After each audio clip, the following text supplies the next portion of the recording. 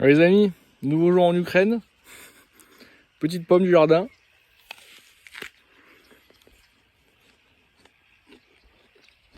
Elle est déjà meilleure celle-là. En fait, il faut manger celles qui sont tombées de l'arbre. Elles sont meilleures en général. Et ouais, j'ai découvert quelque chose sur ce chien les amis, regardez. Allons enfants de la patrie. Ouais, il s'en fout. Et regardez. Appa, allez, appa, allez, appa, allez, banana, appa, papa, appa, papa,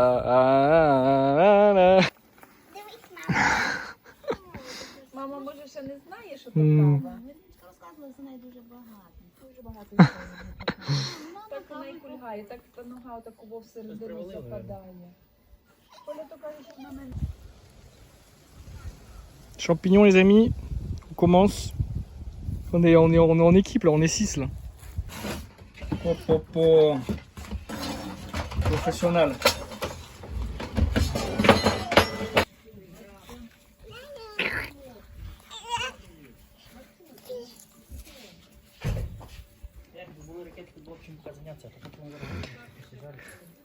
Так подивись ту ігру. Гадімо, помаши дві.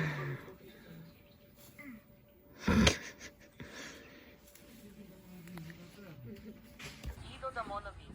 Давай продовжимо. Діма. Добре. Згадаємо декілька популярних слів. Як сказати привіт? Bonjour. Так, правильно. А як спитати, як справи? Ça va? Apparemment, on va pas trop expliquer, mais il faut aller dans le village de la grand-mère de mon ami. Il y a beaucoup de trucs à faire. Donc j'ai envie de dire, allons-y les amis. Let's lock in, guys. Bonjour à tous mes kombucha fans. Alors aujourd'hui, on va tester un kombucha qui nous vient d'Ukraine, donc qui vient en concurrence au kombucha Squeezie. Comme on peut le voir, voilà, kombucha. Là, il y a des probiotiques. Donc c'est à la cerise douce, sucrée quoi. Et là, il y a marqué Chine Bev, ça veut dire thé de champignons. Je sais pas si c'est une bonne idée marketing de marquer ça, mais bon. Après c'est vrai, mais allez, on va goûter ça la team. Attention, il y a un petit peu de, hein, pas beaucoup, mais c'est haram quoi. Vous avez compris quoi. Oula.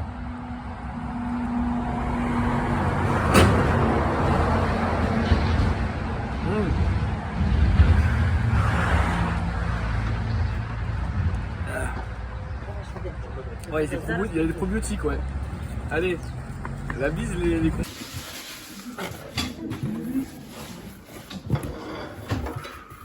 Так, воду включила, включила. Гнилячки більше з того, що я на компост викинула. Bonjour à tous les kombucha fans. Donc on se retrouve aujourd'hui pour ce deuxième épisode sur le kombucha. Donc j'ai écouté les conseils notamment d'un confrère qui s'appelle Anthony, voilà, qui m'a conseillé de boire ça donc après manger. Donc du coup je vais le boire après manger. Donc là on est sur le kombucha donc pomme et poire, donc de la même marque de la vidéo d'avant les amis. Donc voilà. Ça a l'air plutôt pas mal. Bon, ça sent pas trop la pomme et la poire, mais on va voir ça. Donc voilà, on va goûter ça, les amis, sous les bons conseils d'Anthony. Voilà, représente Simplon 2024-2025, tu connais. Hop, on est là. Ça sent déjà, ça sent jus de pomme quoi. Ouais. Bon, allez, Boudma comme on dit ici. Voilà, allez. Oula. Les amis, c'est périmé. 3,07 2026. Je l'ai acheté il y a 2 jours. Hein. Slava Ukraine. Non mais c'est peut-être 2 jours de fabrication, peut-être. Ouais, je sais pas. Et où? Je vais goûter quand même parce que...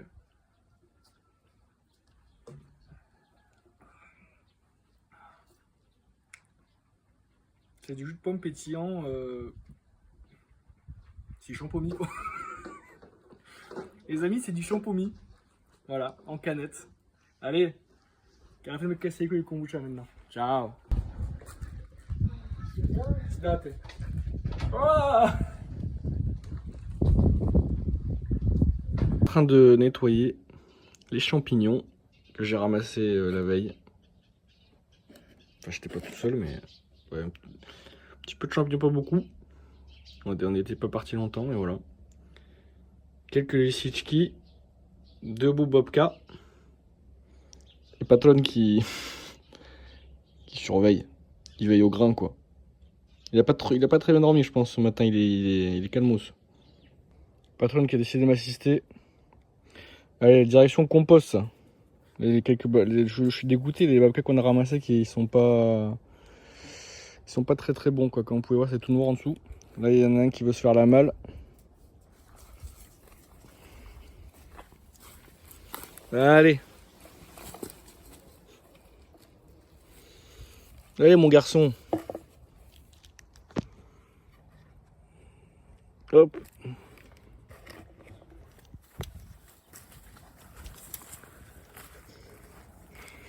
Petite poire pour le petit déj au passage. Allez. J'avais un seau, j'ai fait un petit tour de la propriété, j'ai ramassé quelques poires, une petite pomme. Moi j'avais déjà fait un gros nettoyage avant-hier, donc il n'y en avait pas beaucoup. Il récupère uniquement les fruits qui sont déjà tombés de l'arbre, pour s'assurer qu'ils soient bien mûrs. Parce que c'est vrai que visuellement c'est dur à dire, parce que vous voyez les pommes, le type de pommes sont vertes. Donc c'est dur à dire quand elles sont mûres, à part quand elles tombent. La patronne. Bon, les petites balades de patronne, non sans un petit pain fourré à quoi je ne sais pas. À la pomme. C'est ma grand-mère ukrainienne qui les a faites. Pour la petite histoire, elle les a amenées hier. Et quand je me réveille ce matin, je demande à ma copine où ils sont. Et elle me dit il n'y en a plus. Moi, il faut savoir que j'ai grandi dans une famille en tant que fils unique. Donc quand ma grand-mère amenait des trucs à manger, ou n'importe qui de ma famille, c'est les courses ou quoi, les gâteaux. Enfin les gâteaux pas trop, parce que j'étais pas un grand fan des trucs sucrés et tout. Mais bref, quand il y avait des trucs comme ça pour moi, je savais que c'était pour moi quoi, qu'il n'y avait pas de problème. Bon, de temps en temps mon père en tapait un ou deux, mais dans l'ensemble ça allait quoi. Donc j'ai pas développé ce genre d'habitude où quand il y a quelque chose comme ça qui arrive, il faut, tu vois, faut prendre ta part du butin assez rapidement, tu vois. Sinon c'est... Et en fait ce matin il s'avère qu'il y en avait un qui restait, qui était caché quelque part dans un sac de pain que personne avait pris. Donc ouais, je suis content. J'ai pu en manger 2 du coup. Sachant qu'il y en avait des dizaines. Mais ouais, j'ai pas vu le truc venir. Donc c'est une leçon à voir. C'est vrai que les gens disent souvent quand t'es fils unique, toi t'as ce truc un peu où tu veux tout récupérer. Mais alors peut-être qu'il y a ça, mais il y a aussi le truc où tu t'attends pas à ce que d'un coup tout soit pillé quoi. T'es là, tu te dis en fait les trucs sont à moi quoi.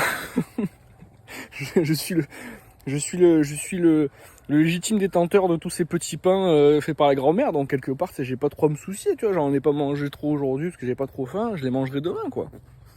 Bah non les gars. Et ouais, donc faut faire attention les amis. Faire attention, le son du jour à prise, voilà. Patron s'est encore trouvé un nouveau copain.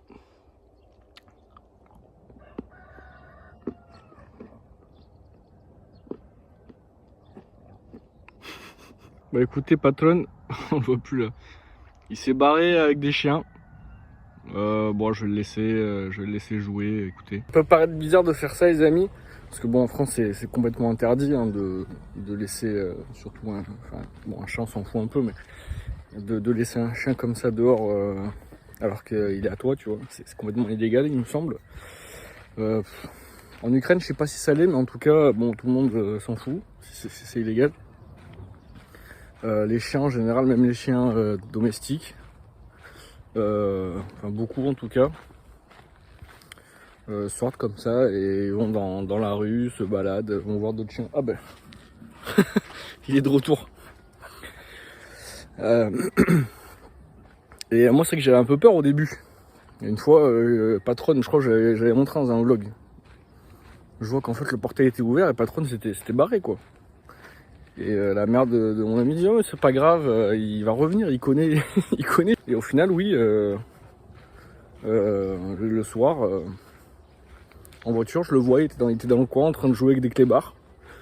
Et je l'ai appelé, je le vois revenir vers moi avec tous les chiens du quartier qui suivent derrière en mode non, reste avec nous, Patronne, reste jouer avec nous. Et non, il avait faim ce bâtard. Et voilà quoi. Mais là, cette fois-ci, il a préféré rester avec moi. Petite session ramassage des murs sauvages. Comme vous pouvez le voir, je suis équipé. Je vais vous montrer un petit peu. Et on a des très très belles murs les amis. Magnifiques. Voilà. On la fout dans la besace. Et voilà quoi. Ça fait plaisir.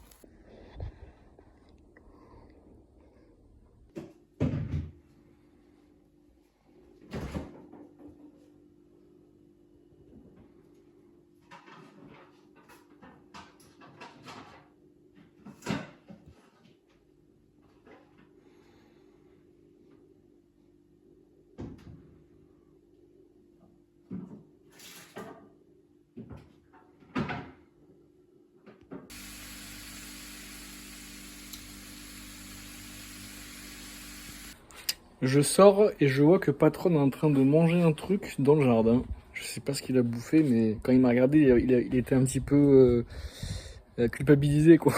J'ai un peu peur de ce qu'il a graille. Je viens de me rendre compte d'un truc les amis en cuisinant des champignons. Un truc que j'ai eu toute ma vie, que je pense beaucoup de gens ont, mais n'ont pas encore conscientisé les amis. Vous savez, je suis un grand philosophe, je réfléchis dans le cerveau des autres et dans mon cerveau à moi.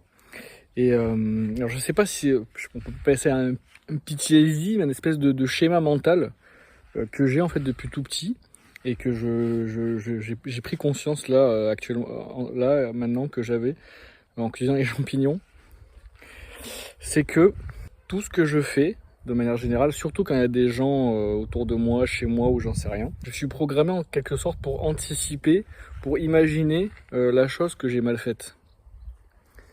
Et donc quand quelqu'un va rentrer dans l'espace où je suis et que je suis en train de faire quelque chose, je vais ressentir une petite appréhension, un petit stress, une petite angoisse, un petit quelque chose qui va faire que, voilà, est-ce que j'ai bien fait quelque chose ? Est-ce que la personne va me dire que ce que là que je suis en train de faire c'est pas bien, que j'ai pas fait cuire les champignons comme il faut, que j'ai pas coupé ça comme il fallait, tout machin. Et en fait ça c'est pour absolument tout. Donc je pense que c'est aussi une des raisons pourquoi j'aime beaucoup être seul. C'est parce que voilà, je sais que ce schéma n'arrivera pas, mais en fait inconsciemment en fait je pense que c'est une des raisons de pourquoi j'aime bien être seul.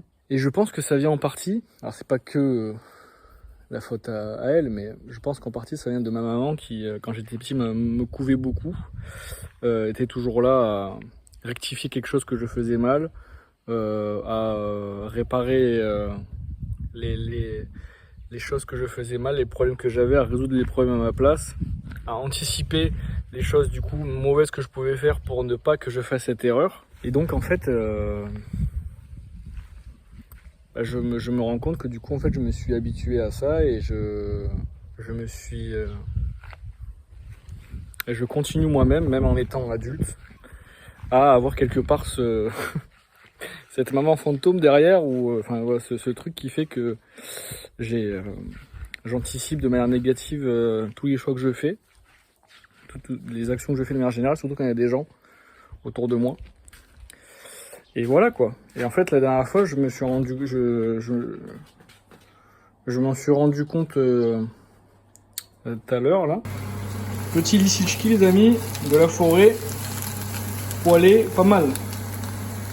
Alors pensez bien à les faire cuire sans rien, juste dans la poêle où vous les mettez pour qu'ils se dégorgent bien. Et dès qu'il n'y a plus d'eau, petit coup d'huile d'olive, petit coup d'oignon, sel, poivre. Et c'est magnifique les amis.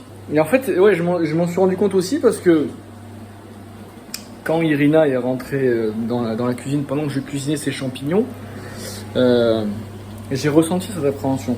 Et dans ma tête, je me disais, mais pourquoi j'ai cette appréhension ? Et quand elle est arrivée et qu'elle a regardé la poêle, j'avais ce petit stress. Et elle a fait, ah trop bien, tu cuisines des champignons, trop bien. Et j'ai eu un relâchement, alors que bon, ben, enfin, je veux dire, rien de spécial quoi. Mais j'ai ressenti ce relâchement. Je me suis dit, oula, mais qu'est-ce qui t'arrive? T'es complètement fou ou pas? Et en fait, je me suis rendu compte que j'ai ça tout, que j'ai ça tout le temps, en fait, que j'avais ça tout le temps. Donc, vous êtes peut-être dans cette situation aussi, les amis. Donc, arrêtez quoi.